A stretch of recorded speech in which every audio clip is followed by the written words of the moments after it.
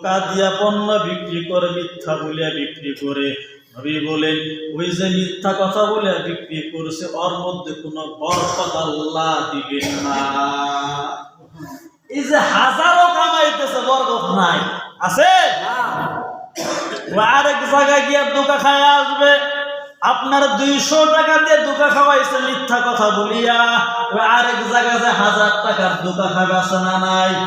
এজন্য মিথ্যা বর্জন করা লাগবে। সময় যেহেতু শেষ, আমি আর 15 পর্যন্ত আলোচনা 1:15 নিয়ম করেছে, উপরে 1 মিনিটও যাব না। আমি এতটুকু বোঝাইতে চাইলাম, নিজে সত্য কথা বলবো, স্ত্রীকেও সত্যের তালিম দিবেন, সন্তানটাকে সত্য কথা বলার তালিম দিবেন।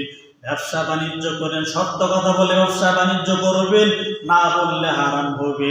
জিনিস কিনবেন দেখে শুনে পণ্য কিনবেন। কেউ যদি আমার ঠকাইতে না পারে, আমি যদি কারো কাছে ঠকবাজ না হই, আমি ওই জন্য কারোর কাছে না ঠকি।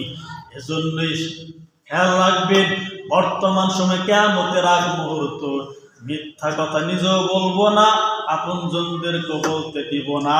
মিথ্যা থেকে আমরা সবাই দূরে থাকবো। এই জন্য বলছিলাম, মিথ্যা মানুষকে জাহান্নামে নিয়ে যাবে, আর সত্য মানুষকে জান্নাতে নিয়ে যাবে। সত্য কথা ধরেন, সত্য কোথায় নিয়ে যাবে? জান্নাতে, আর মিথ্যা জাহান্নামে। এজন্য আমরা সবাই সত্য কথা বলবো, মিথ্যা থেকে দূরে থাকবো।